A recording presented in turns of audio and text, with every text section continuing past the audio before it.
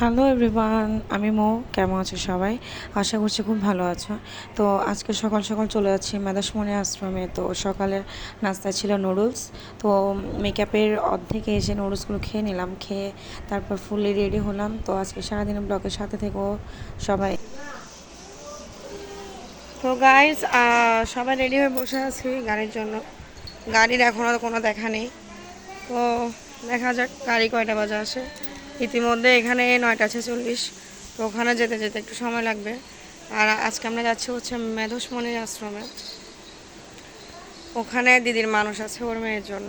তো মানুষটা খুলবে, আর তার সাথে আমি গিয়েছিলাম। হচ্ছে অনেকটা লেট হচ্ছে।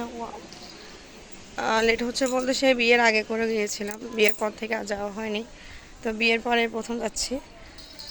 তো চলো সবার সাথে থাকো আর দেখতে থাকো। গেলে তো অবশ্যই শ্যুট করবো। গেলে কি রেডি হয়ে বসে আছে অলরেডি। তো ওখানে যাওয়ার পর বাকি শ্যুটটা হবে, ঠিক আছে? তো সে পর্যন্ত সবার সাথে থাকো। তো গাইস, আমাদের গাড়ি চলে আসছে। এবার আমরা সবাই মিলে বেরিয়ে পড়ছি। দিদি এদিকে শ্যুট করছে, তো এখানে আমি। আর এই যে দেখো আমাদের গাড়ি, অটো। তো এটাতে করে যাবো আমরা। তো চলো যাওয়া যাক।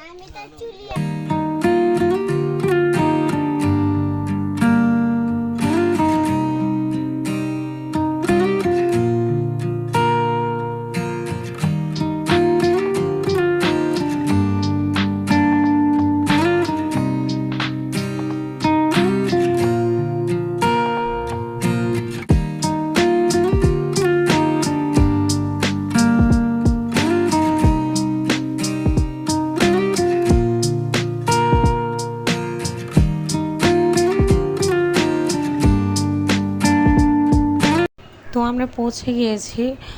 শুরুতে দেখা একটা গণেশ মন্দির, এটা গণেশ ঠাকুর আছে এখানে। আর তারপর আমরা পুজোর জন্য এখানে মোমবাতি আগরবাতি নিয়েছি। আর এবার তিলক পড়ছে, তিলক পরে আমাদের ওঠার পালা শুরু। তো তোমাদেরকে সাথে নিয়ে গন্তব্যে যাওয়ার চেষ্টা করব, ঠিক আছে? তো সবাই সাথে থাকবে, দেখতে থাকবে আশা করছি, ঠিক আছে? গাইস দেখো, চারিপাশে পাহাড়, সিঁড়ি কাটা হয়েছে। যখন আমি বসেছিলাম তখন এরকম ছিল না। এতটুকুতে হয়রান লাগছে রোদের কারণে। এই তাড়াতাড়ি হাঁটো।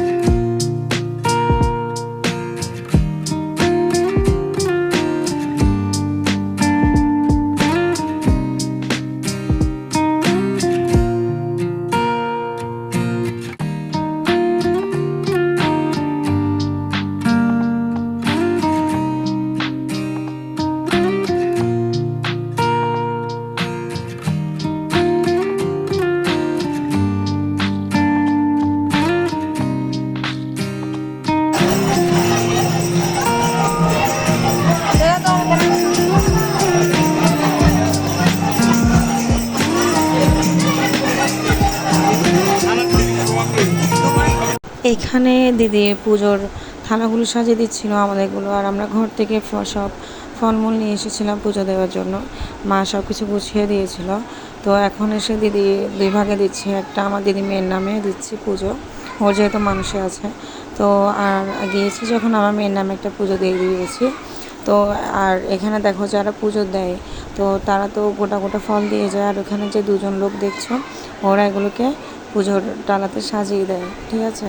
আর এই যে দেখো নমস্কার করতে গিয়েছিলাম তখন মাকে শ্যুট করে নিয়েছিলাম তোমাদের। প্রচুর মানুষ ছিল ওখানেও কালকে, মানে গতকালকে অনেক প্রচুর মানুষ ছিল। তো ওইখানে তো পাহাড় তো চারিদিকে, সবাই হাঁটাহাঁটি করছিল, আর সেজন্য মন্দিরের বাইরে তেমনটা ভিড় লাগেনি।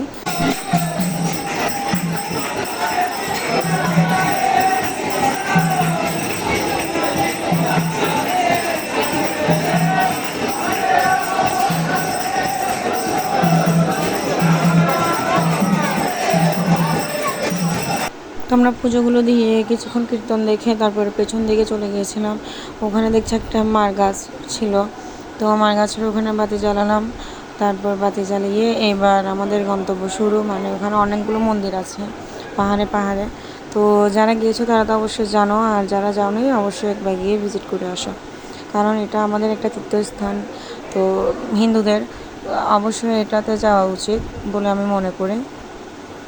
তো আমি তো অনেকবার গিয়েছিলাম, কিন্তু বিয়ের পরে এই প্রথম যাওয়া। বিয়ের আগে আমি অনেকবার গিয়েছিলাম, আর এবার গিয়েছিলাম আমরা 3 বোন মিলে, আমার বাবাকে নিয়ে গিয়েছিলাম। তো সবাই দেখো পাহাড়টাকে এনজয় করো।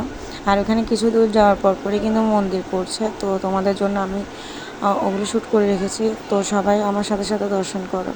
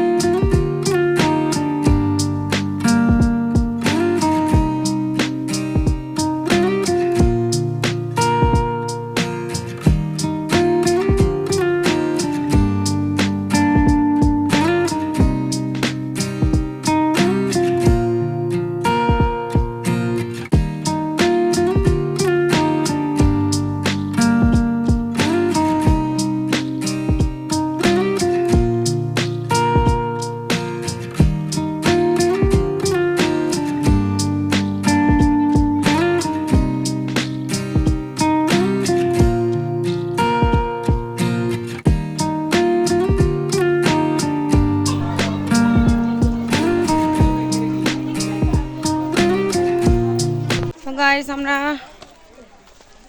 কামাখ্যা মন্দির থেকে এখন যাচ্ছি অন্য একটা মন্দিরে, উঠতে কি মন্দির পড়বে ঠিক জানি না, যখন যাব তখন দেখাবো।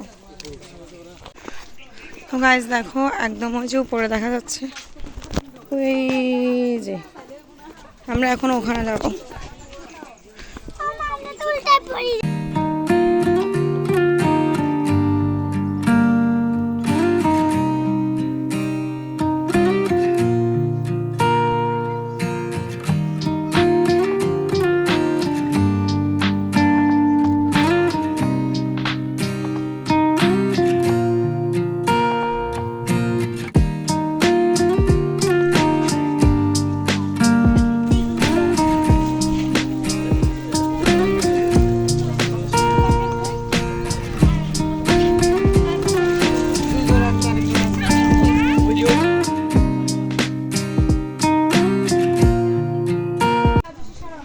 গাইস আমরা এখন মা তারার মন্দিরে, এখানে কেন চলে যাব নিচে কোন মন্দিরে যাবো আমি জানি না। এখন পর্যন্ত আমরা 4টা মন্দিরে ঘুরেছি, তো পরবর্তী মন্দির কি জানি না।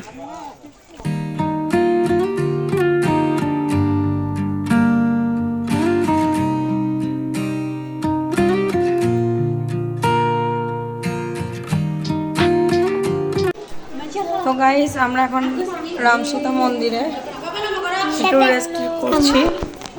এখানে ক্যামেরা দেখলে আয় যাবে তুমি দেখেন এক একজন আমরা হয়রান গান গজ্জনে পানি হচ্ছে।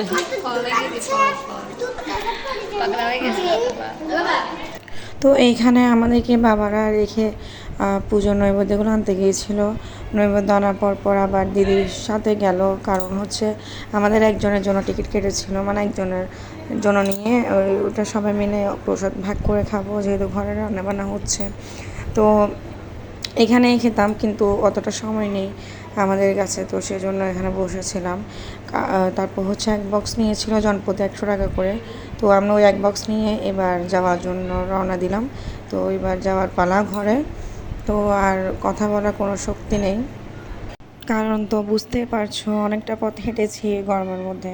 তো আজকে ব্লগটা এই পর্যন্ত। কেমন লাগলো সবাই জানাতে ভুলো না। ভালো থেকো, টাটা।